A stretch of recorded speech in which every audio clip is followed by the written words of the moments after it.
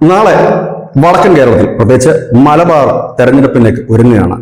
1199 തദ്ദേശ സ്ഥാപനങ്ങളിലേക്കാണ് കേരളത്തിൽ തെരഞ്ഞെടുപ്പ് നടക്കുന്നത്. അതിൽ ഒന്നാം ഘട്ടം പൂർത്തിയായി. എറണാകുളം വരെയുള്ള ജില്ലകളിൽ ഇന്നലെ വലിയ കുഴപ്പമില്ലാതെ തന്നെ തെരഞ്ഞെടുപ്പ് പൂർത്തിയാക്കി. ഇനി ഏവരുടെ ലക്ഷ്യം ഇല്ലെങ്കിൽ വലിയ പോരാട്ടം നടക്കുന്നത് വടക്കൻ മേഖലയിലാണ്. പൊതുവെ കേരളത്തിന്റെ രാഷ്ട്രീയ ചരിത്രം പരിശോധിച്ചു കഴിഞ്ഞാൽ വീറും വാശിയുമുള്ള പ്രവർത്തകരും അണികളും നേതാക്കളും ഒക്കെ ഉള്ള ജില്ലകൾ എന്ന് പറയുന്നത് വടക്കൻ ജില്ലകളാണ്. ആ ജില്ലകളിൽ വേരോട്ടം ശക്തമാക്കാൻ BJP ഒരുങ്ങുന്നു. കോട്ടകൾ തിരിച്ചുപിടിക്കാനും നിലനിർത്താനുമായി ഇടതും വലതും പോരാടുന്നു. ഇതിനിടയിൽ ചില സംഭവങ്ങൾ നടന്നു.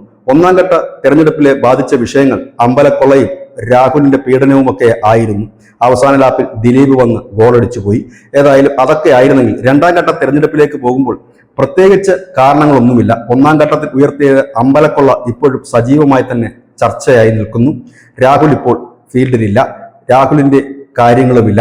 അതുപോലെ തന്നെയാണ് ദിലീപ്. ഒറ്റ ദിവസത്തെ വാർത്ത കൊണ്ട് ദിലീപിന്റെ വാർത്തയും കെട്ടടങ്ങിയിരിക്കുന്നു.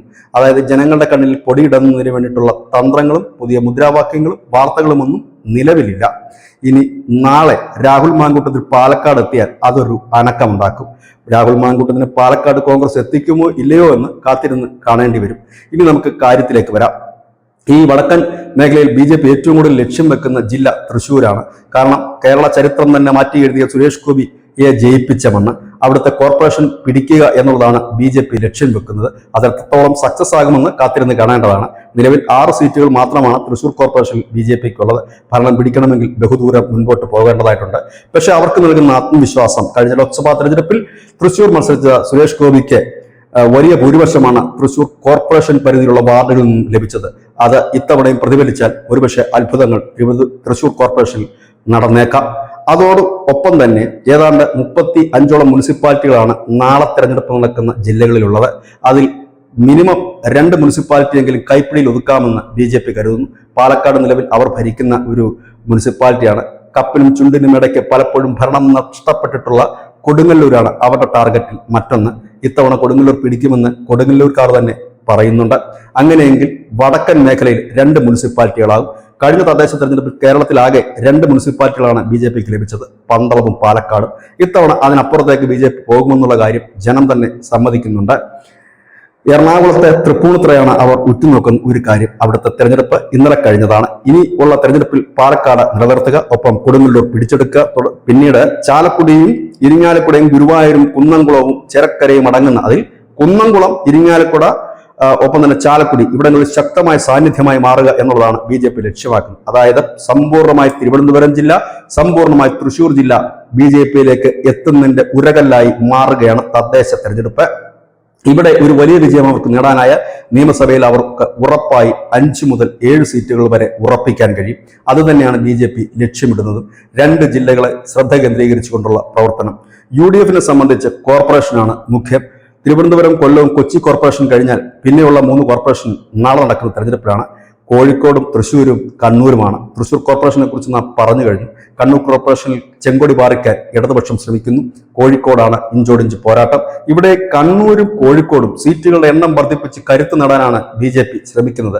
അവിടെ അവർ മെച്ചപ്പെട്ട ഒരു സംഖ്യയിലേക്ക് പോകുമെന്ന് കരുതുന്നു. ഏതായാലും ഇതൊക്കെയാണ്. ഇതിനിടയിൽ ഒരു പൊല്ലാപ്പ്, ഒരു ഒളിച്ചോട്ടവും വിവാഹവും വലിയ പ്രാധാന്യം നേടി.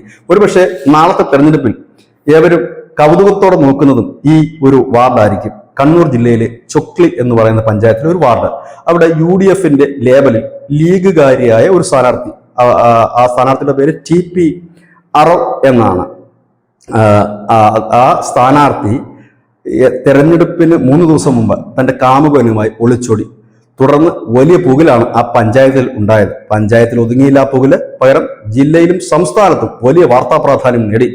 സ്ഥാനാർത്ഥിയുടെ കുടുംബാംഗങ്ങൾ പറയുന്നത് ഇടതുപക്ഷ പ്രവർത്തകർ തന്റെ മകളെ തട്ടിക്കൊണ്ടുപോയി എന്നാണ്. ഇടതുപക്ഷ പ്രവർത്തകർ പറയുന്നത് BJPക്കാരാണ് എന്ന്. ഒടുവിൽ എല്ലാ സംഭവത്തിനും ശുഭപര്യവസാനി സംഭവിച്ചു. പോലീസ് സ്റ്റേഷനിൽ കാമുകനും ഒപ്പം തന്നെ കാമുകിയും എത്തി.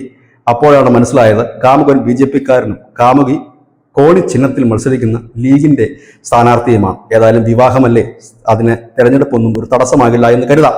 പക്ഷെ ഇവിടെ ശ്രദ്ധേയമായ ഒരു കാര്യം എന്തെന്ന് ചോദിച്ചു കഴിഞ്ഞാൽ, ലീഗും BJPയും സമീപകാലത്തൊന്നും ഒന്നിച്ചു പോകാൻ സാധ്യതയില്ലാത്ത 2 പാർട്ടികളാണ്. പക്ഷെ പ്രണയത്തിന് അങ്ങനെ ഒന്നുമില്ലായിരിക്കാം. പക്ഷെ ഈ തെരഞ്ഞെടുപ്പിൽ എന്തായിരിക്കും ആ വാർഡിൽ സംഭവിക്കുക എന്നറിയാൻ ഒരു ആകാംക്ഷയുണ്ട്. മറ്റൊന്നും കൊണ്ടല്ല, നമ്മളുടെ സംസ്ഥാനത്തെ ഏറ്റവും കൂടുതലുള്ള വോട്ടർമാർ മതേതര വോട്ടർമാരാണ്. മതേതരമെന്ന് പറഞ്ഞാൽ നമ്മുടെ മലയാളിയെ സംബന്ധിച്ച് ഹിന്ദുവും മുസൽമാനും ക്രിസ്ത്യാനിയും ഒന്നിച്ചിരിക്കുന്നതും സെൽഫി എടുക്കുന്നതുമാണ്. അങ്ങനെ നോക്കുമ്പോൾ മുസ്ലിം യുവതി ഒരു ഹിന്ദു യുവാവിനെ വിവാഹം കഴിച്ചാൽ സ്വാഭാവികമായി അത് മതേതരമെന്ന് ചിന്തിക്കുമായിരിക്കാം. അങ്ങനെയെങ്കിൽ മതേതരക്കാരുടെ വോട്ട് എങ്ങോട്ട് പോകുമെന്നാണ് ശ്രദ്ധിക്കേണ്ടത്. മറ്റൊന്ന്, ഈ മറ്റ് ഇതര മതത്തിൽ നിന്ന് തങ്ങളുടെ മതത്തിലേക്ക് വരുന്നവരെ വലിയ രീതിയിൽ സ്വീകരിക്കുന്ന ഒരു ചെറിയ വിഭാഗം ഹിന്ദുക്കളെങ്കിലും ഉണ്ടാകും. അവരുടെ വോട്ടും നിർണായകമാകും. അങ്ങനെയൊക്കെ പറഞ്ഞാൽ ഒരു വമ്പൻ ടെസ്റ്റിലൂടെ ഈ പറയുന്ന TP അറവ ജയിച്ചാലോ അത് അതിലും വലിയ പുകിലാകും. ഇത് എവിടെ നിൽക്കും, ഏത് മുന്നണിയുടെ ഒപ്പമായിരിക്കും എന്നൊക്കെ ഉള്ളത് പിന്നീട് ചിന്തിക്കേണ്ട വിഷയമാണ്. ഏതായാലും അതിനിടയ്ക്ക് രസകരമായൊരു വിഷയം തന്നെ എന്ന് ഇത് പറയേണ്ടിയിരിക്കുന്നു. കല്യാണവും ഒളിച്ചോട്ടവും ഒന്നും നമ്മുടെ നാടിനെ സംബന്ധിച്ച് പൊതുവെയുള്ളതല്ലെങ്കിലും തെരഞ്ഞെടുപ്പ് കാലത്ത് ഇത്തരത്തിലുള്ള അനുഭവങ്ങൾ വളരെ കുറവായിരിക്കും മാധ്യമങ്ങൾക്ക് ഉണ്ടാവുക. ഏതായാലും മാധ്യമങ്ങൾക്ക് ഇഷ്ടം പോലെ വാർത്തകൾ നിറഞ്ഞ ഒരു വാരവും തെരഞ്ഞെടുപ്പുമായിരുന്നു ഒന്നാം ഘട്ടമെങ്കിൽ, രണ്ടാം ഘട്ടത്തിലേക്ക് കടക്കുമ്പോൾ അന്ന് കൊണ്ടുവന്ന പല വാർത്തകളും പിന്നണിയിലേക്ക് പോയി കഴിഞ്ഞിരിക്കുന്നു. ദിലീപില്ല, രാഹുൽ മാങ്കൂട്ടമില്ല, പകരം അമ്പലക്കൊള്ള സജീവമായി നിൽക്കുന്നു. കാരണം അയ്യപ്പൻ എല്ലാത്തിനും അതീതനാണല്ലോ, അതുകൊണ്ട് തന്നെ അതിന് മരണവുമില്ല. അത്തരം വാർത്തകൾ നശിക്കുകയുമില്ല. ഇന്ന് ആലപ്പുഴയിൽ നിന്ന് വരുന്ന മറ്റൊരു വാർത്ത, ദേവസ്വം ബോർഡുകളുടെ സ്ഥലത്തുകൂടി കടന്നുപോയ NH ഹൈവേക്കാർ നൽകിയ പണം സർക്കാരിലേക്കാണ് പോയതെന്നാണ്. അപ്പോൾ ദേവസ്വം ബോർഡിന് ആ പണം കിട്ടിയിട്ടില്ല എന്ന് സാരം. ഇപ്പോഴും പല ക്ഷേത്രങ്ങളും അന്ത്യത്തിരി കത്തിക്കാൻ കഴിയാതെ മധ്യതിരുവിതാംകൂറിൽ ഉള്ളപ്പോൾ ആ ക്ഷേത്രങ്ങളിൽ നിന്ന് കിട്ടിയ പണം ഖജനാവിലേക്ക് പോയി. എല്ലാം സുതാര്യമാണ്. അമ്പലത്തിന്റെ ഭഗവാന് ചാർത്തിയ സർവ്വതും മോഷ്ടിച്ചവർക്ക് ഈ അമ്പലത്തിന്റെ സ്ഥലത്തിന് കിട്ടിയ പൈസയുടെ കാര്യം ചോദിക്കാനുണ്ടോ? ഏതായാലും അങ്ങനെ തകൃതിയായി മുൻപോട്ട് പോകുന്നു. വടക്കൻ കേരളം നിലനിർത്തുക എന്നുള്ളത് UDF-നെ സംബന്ധിച്ച് അവർക്ക് അനിവാര്യതയാണ്. ജീവൻ മരണ പോരാട്ടമാണ്. വടക്കൻ ജില്ല കൂടി അവരെ കൈവിട്ട് കഴിഞ്ഞാൽ തെക്കോട്ട് ഇനി തിരിഞ്ഞു നോക്കണ്ട.